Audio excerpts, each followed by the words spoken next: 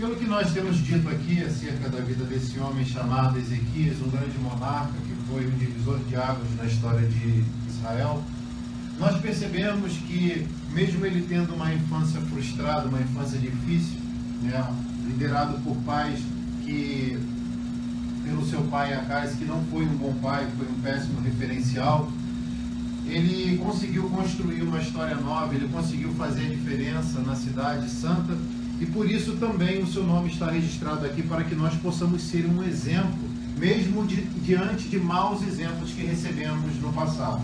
Quem entende já a primeira, diga amém.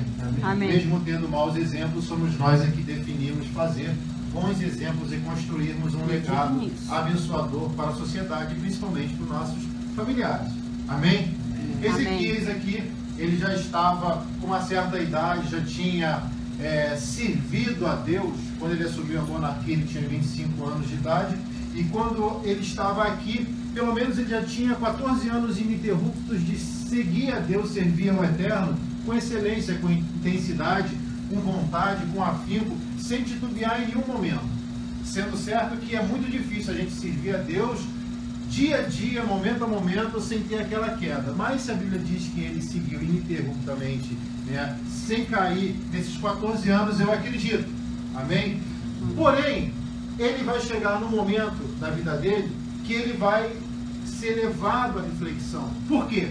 Porque nesse momento aqui o profeta Isaías está dizendo que Ezequias, quem narra isso é Isaías, está dizendo que Ezequias adoece, e não somente uma doença, porque nós podemos às vezes pegar uma doença, uma febre, uma dengue, uma malária, uma coisa que tem cura, e nós podemos às vezes ser acometidos de uma doença que não tem cura, como um câncer, um HIV e outras coisas mais. Só que Ezequias aqui é adoecido, ele fica doente por uma doença mortal, como narra Isaías. Uma doença de morte, ou seja, que não tinha jeito. E eu acredito que nesse momento aqui ele vai ser levado a uma reflexão pelos seus atos. Imagina uma pessoa boa, justa, misericordiosa, porque é assim que teria que ser o rei da nação santa antigamente, na verdade nos dias atuais também. Imagina uma pessoa que fez o que é bom, que fez o que era perfeito aos olhos do Senhor, uma pessoa que, olha só, recapitulando para você poder entender, Ezequias, quando assume a monarquia, a primeira coisa que ele faz é um concerto. Ele faz um concerto com Deus, e ali ele vai acabar levando uma boa parte do povo, principalmente a tribo do sul, né, a se consertar juntamente com ele, porque o exemplo arrasta, as palavras às vezes caem por terra, né? Já entendeu já? Exemplo é melhor do que falar. Então Ezequias, ele faz um concerto. Logo após o concerto, o que ele vai fazer? Em 2 Crônicas 29, a partir do 10, você vai perceber que ele leva o povo a fazer uma aliança, porque antes da aliança tem que haver um concerto, principalmente para quem estava andando erroneamente. Então, ele, após o concerto, ele faz uma aliança com Deus e leva o povo a fazer uma aliança. Não obriga, mas incita, propõe, e o povo, todos fazem o concerto? Não, claro que não. Do lado sul, todo mundo fez. Do lado norte, foi aquela meio que confusão. Ezequias, ele vai lá, só para você poder entender a linha de raciocínio. Olha, ele vai lá e leva o povo a fazer uma aliança com Deus. Para isso, ele tem que abrir o templo que estava fechado. Está entendendo? O templo estava fechado, estava bagunçado, a casa estava desorganizada. Tinha sido profanado pelo seu pai já falecido, chamado Acais, que tinha sido reprovado aos olhos do Senhor. E Ezequias, quando conserta com Deus aquilo que precisava, quando faz uma aliança com Deus, Deus abre aquilo que estava fechado. Alguém já entende? Tem coisas que estão fechadas na nossa vida, não tem? Tem áreas fechadas que não rompem. Tem coisas que parece que nunca iremos entrar. Aquela famosa chave que tantos dizem por aí que você já tem que usar, nunca abre. Mas Deus está falando, não adianta nada dizer que tem chave se você ainda não fez o conserto e se você ainda não fez uma aliança. Então faça um conserto e uma aliança, que aquilo que estava fechado, abre agora, em nome de Jesus. Amém? E eu profetizo que Deus vai fazer com que áreas fechadas possam ser abertas agora. É só consertar e é só fazer aliança. A aliança é algo inquebrável. Aliança é isso aqui que eu tenho no dedo. É algo inquebrável. Tem começo, meio e fim. Sempre dá a volta e sai no mesmo lugar. Ou seja, você pode ir para lá e para cá, mas tem que sempre estar aqui na casa do Senhor, claro, se quiser, para poder receber aquilo que Ele está dizendo. Olha, faz essa aliança aí comigo, que as portas fechadas vão ficar abertas agora. E não fica chorando se tem algumas fechadas não, porque eu também, do mesmo jeito que eu sei abrir, eu sei fechar também. E se eu fechei alguma, é porque talvez você não esteja preparado para entrar, ou talvez não fosse o lugar que era para você estar. Amém? Deus. Então Ezequias, ele está fazendo uma reflexão, mas está doente, está prestes a morrer. Está entendendo? Um camarada que foi um bom exemplo, ele depois de fazer aliança, depois de abrir o templo, né, de ser um instrumento do Deus vivo para abrir o templo, reorganizar, botar ordem no templo, organizar a casa. E o interessante no introito do capítulo 38 é que Isaías, quando adverte esse rei, ele diz assim: bota a casa em ordem. Alguém já começou a entender? O camarada que lá no início da jornada botou ordem na casa, estava com a casa desorganizada. Caramba. Será que é isso mesmo? E Deus adverte ele naquilo que ele foi mais usado no passado. É aquele lance, começa bem, anda bem, mas vai acabar terminando mal. Por causa de quê? Falta de ordem no lugar que é para pôr ordem. E Ezequias, ele vai restabelecer os cultos. Ok. Conserto, fez aliança, ele restabelece os cultos, mas antes de restabelecer os cultos, ele tem que fazer a purificação. Mikveh em hebraico, chamado purificação dos utensílios. Vai purificar um por um, e as coisas vão se organizando, e após fazer essas coisas todas, ele vai celebrar a festa chamada Pêssach, que é a Páscoa, né? E depois disso tudo, vai ter estratégia de receber uma série de coisas, está fazendo tudo direitinho como Deus manda nos mandamentos mosaicos. Só que de repente,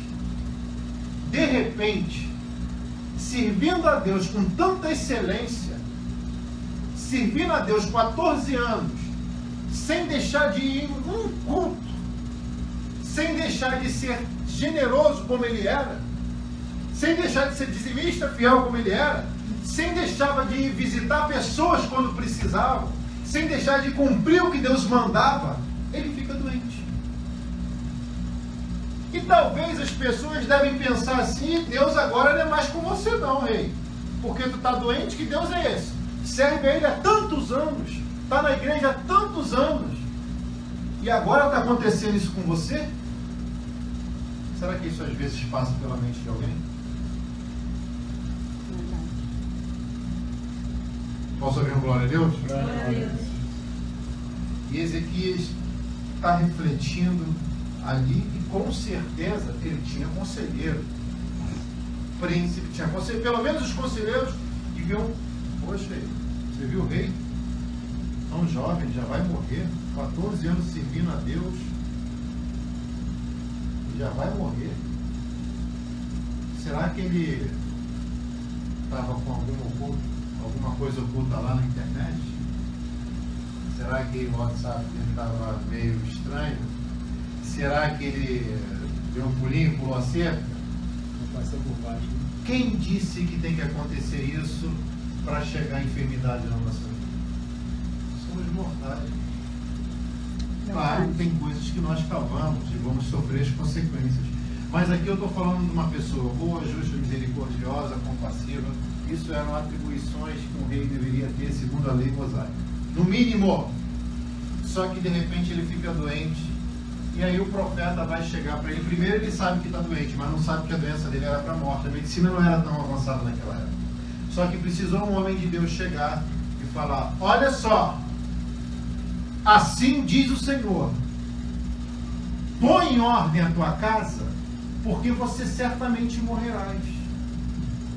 E Ezequias, que estava doente e não sabia, que talvez não soubesse que a doença fosse para a morte, recebe a notícia de um homem de Deus dizendo: olha, se quiser morrer e ser salvo, conserta esse negócio aí.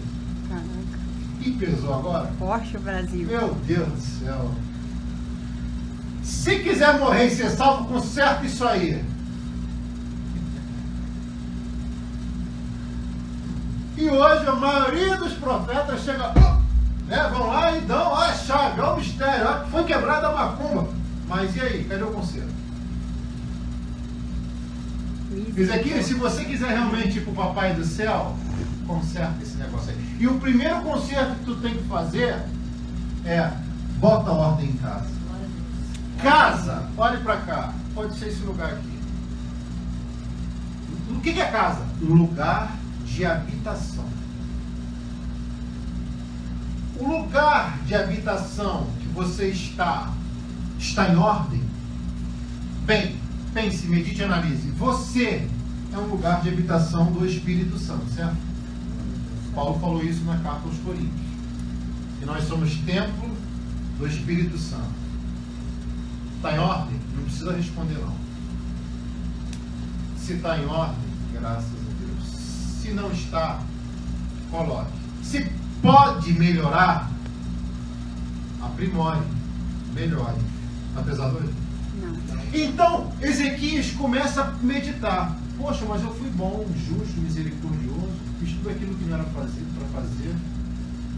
Tudo que era errado eu não fiz, tudo que era certo eu fiz, pelo menos com excelência eu procurei servir.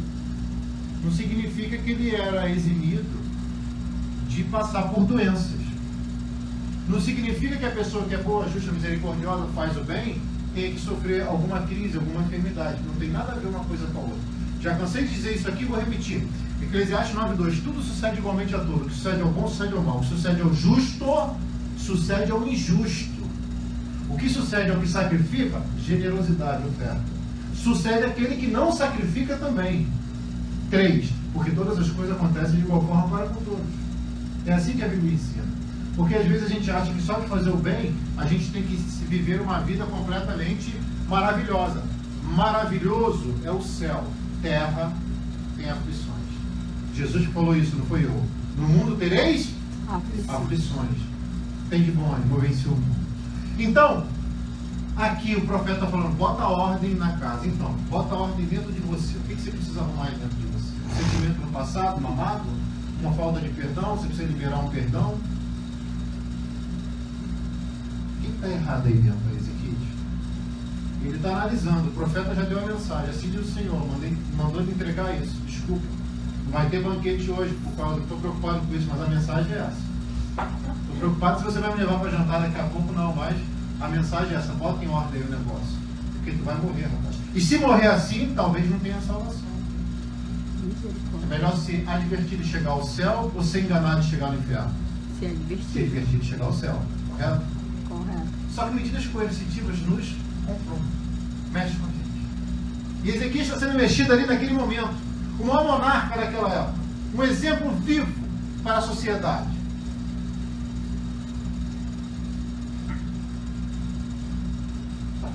Está sendo ali advertido e ele está falando, bota em ordem a casa. Ok, então ele tem que botar em ordem a vida espiritual dele. Depois ele tem que botar em ordem a casa onde ele mora. Então, coloque em ordem a tua casa, amém? Amém.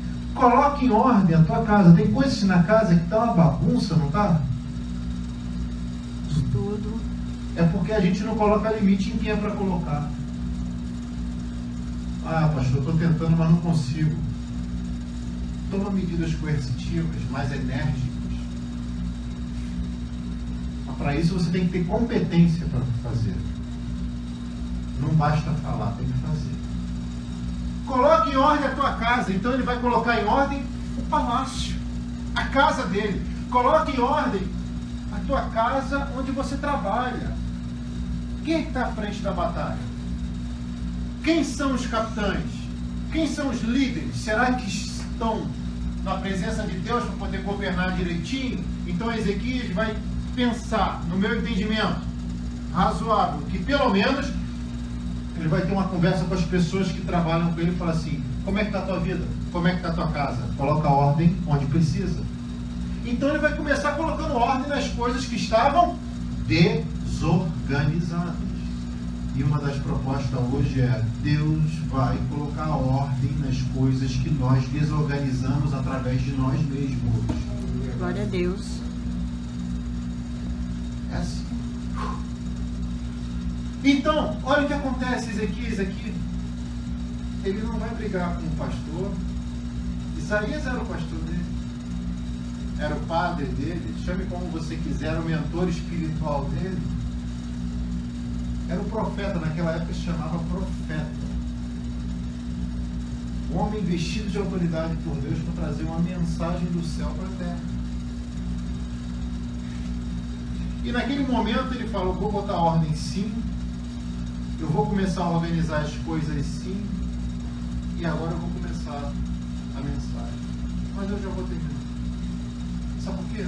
Porque quando ele é advertido aqui, ele não fica rebelde não, ele fica mais humilde. E existem dois polos na sociedade hoje. A pessoa que é advertida e se rebela, chuta o balde e coloca tudo a perder, certo ou errado? E a pessoa que é advertida fica na humildade, abaixa a cabeça para o Senhor e fala, o Senhor tem razão. Posso ouvir isso? O Senhor tem razão? Amém. O Senhor tem razão. O nosso Senhor dos céus tem razão. E se ele está falando que precisa colocar ordem em alguma coisa, é porque precisa. Verdade. Qual é o prêmio disso? Tudo que Deus fala, tudo que Deus promete tem uma motivação. Viver mais. A motivação disso tudo é para que eu e você possamos viver mais. Ezequias aqui estava condenado a morrer há poucos dias. E as atitudes de Ezequias vai fazer com que ele pudesse viver mais 15 anos. Quem quer viver mais 15 anos, diga amém. Amém. Amém. Todo mundo quer viver. Se não quer, tem um problema. Vem cá que eu vou orar. E assim como foi 15 anos para ele, pode ser mais para a gente. Glória a Deus. Bênção dobrada, não diz o Senhor, 15 mais 15, 30 e por aí vai. Ezequias, ele está sendo advertido. Ele foi tão bom que para ele não morrer e ir para o inferno, ninguém quer ouvir isso, né? Deus mandou o profeta, olha, conserta, porque desse jeito aí talvez você não chegue nem na escada do céu. Ficou forte. Então Ezequias vai fazer o quê? Peraí, ele vai ser humilde o suficiente para falar assim, realmente o profeta tem razão. Se Deus usou ele para falar que tem que mudar alguma coisa, tem que organizar alguma coisa, eu vou colocar. Só que o que ele faz é o que nós devemos fazer. Como tem dois polos, como tinha dito aqui, como nós dizemos, aquele que se rebela e aquele que fica na humildade, Ezequias é o da humildade. Ele vai recapitular o passado e vai pensar, poxa vida, olha o que eu fiz no passado. Então, eu não vou perder essa excelência, eu não vou perder essa intensidade e eu não vou perder essa forma como eu me relaciono com o Todo-Poderoso. O que ele vai fazer aqui? Ezequias, então, ele vira para a parede. Estou certo? Está aqui na Bíblia, no versículo 2. Então, virou Ezequias o rosto para a parede e orou. Olha só. Olha para cá. Ezequias faz isso. E assim, ele ora. Coisa estranha, não é? Não parece a cultura judaica isso? Já viu os judeus no muro, no muro das Lamentações em Jerusalém, Israel? É uma cultura deles. Vamos respeitar. Tem algum motivo, algum propósito dele estar com o rosto na parede? Sabe por quê? Quem quer ouvir, diga amém. Amém. Tem certeza? Pesado, hein? Amém. Porque quando a gente bota o rosto na parede, a gente para de olhar para a vida dos outros e olha para o nosso próprio nariz. Olha para dentro de nós, ó. Estamos olhando para dentro de nós. Ih, tem muita coisa que tem que mudar aqui. Ih, meu Deus, eu tô tentando mudar todo mundo, eu tô todo errado. Tem alguma coisa errada. Tá entendendo? Forte, né? Forte, Brasil. Glória a Deus. Quando a gente vai para a parede, a gente tem um encontro com nós mesmos. E a gente está tão preocupado, fulano, olha como é que ele adora, fulano demais, olha como é que ele faz aquilo, olha como é que ela se veste, olha como é que ele faz. E esse aqui está lá, peraí, o negócio está errado é comigo. Meu Deus, quanta coisa está errada aqui. Meu Deus, olha essa calça. Calcinha aqui, hein, tá? muito liberada, né? Vamos lá, então. Ezequias, então, ele tem um encontro com ele, com a essência dele. Ele vai se ver na parede. Meu Deus.